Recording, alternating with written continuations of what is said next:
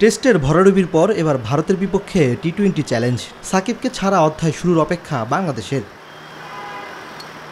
দলে একজনই বাঁহাতি স্পিনার, যুব বিশ্বকাপ জয়ী সাহসী রাকিবুলের উপর গুরুদায়িত্ব। সাকিবের বিকল্প ভেবে চাপ নিতে চান না, লক্ষ্য শুধু সেরাটা দিয়ে অবদান রাখা। পার্সোনালি আমি যতটুকু প্রয়োজন ততটুকু নেওয়ার চেষ্টা করছি, কারণ ইমপ্রুভের শেষ নাই। সো আমি এখানে যখন ক্যাম্প হয়েছে আমাদের সোহেল স্যারের সাথে কাজ করার চেষ্টা করছি, কি কোন জায়গাগুলো আর ইমপ্রুভ করা যায়। সো ওইভাবেই নিজেকে প্রস্তুত করছি। এখন মাঠে খেললে ইনশাল্লাহ ভালো দেওয়ার চেষ্টা করবো। আমি আমার সেরাটা দিয়ে চেষ্টা করবো, কারণ ওইভাবেই নিজেকে রেডি করতে যদি আমি দলে সুযোগ পাই নিজের বেস্টটা দেওয়ার চেষ্টা করবো। না সবারই তো ইচ্ছা থাকে যে ন্যাশনাল টিমে যখন খেলবে লম্বা সময় ধরে খেলার জন্য, ইন্টারন্যাশনাল লেভেলে ডমিনেট করে খেলার জন্য। তো আমারও ওরকম ইচ্ছা। আমি গত এইচপিতে 3-4 বছর ধরে ওরকমভাবে প্রিপারেশন নিচ্ছি। তো আমি যদি সুযোগ পাই নিজের সেরাটা দিয়ে একটা জায়গা তৈরি করার চেষ্টা করি, যেটা দিয়ে আমি ইন্টারন্যাশনাল লেভেলেও ডমিনেট করতে পারি। আসলে প্রতিপক্ষ কে আছে, কে ব্যাটসম্যান, কে বলার, এগুলো দেখার সময় খুব কম আছে। আমি আমার স্কিলে বিশ্বাস করি, আমরা সবাই আমাদের স্কিলে বিশ্বাস করি। আমরা যদি আমাদের স্কিলে এক্সিকিউট করতে পারি মাঠে, আর রেজাল্টটা আমাদের পরে আসবে। না অবশ্যই ইন্সপায়ার তো করবে, কারণ ওরাও অনেক ভালো খেলতেছে যারা আছে, আমিও জয়েন করতেছি। আশা করি ভালো কিছু হবে, আর আমরা আমাদের বেস্ট শটটা দেওয়ার চেষ্টা করবো। না সবসময় আমি আমার বোলিং বাসে ব্যাটিংয়ে যতটুকু পারি কন্ট্রিবিউশন করার চেষ্টা করি। সো প্রিপারেশন নেওয়া আছে, যদি কখনো প্রয়োজন হয় ব্যাটিংয়ের, আমি আমার বেস্টটা দিয়ে চেষ্টা করবো ইনশাল্লাহ।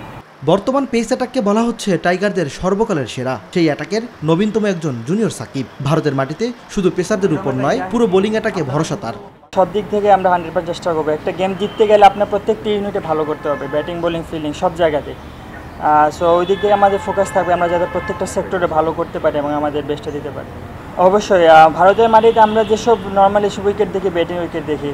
তো আমি আমার যে স্কিলগুলো আছে ওইগুলো আরও বেশি ফোকাস করার চেষ্টা করছি, যাতে আমি আমার মার্জিন অফ এরর যাতে আমার খুব কম হয়। ওই দিক দিয়ে আমি প্র্যাকটিসে অনেক বেশি ফোকাস করছি, এবং ডেথ ওভারে বিশেষ করে স্লোয়ার, ইয়র্কার ওগুলোতে অনেক বেশি ফোকাস করেছি।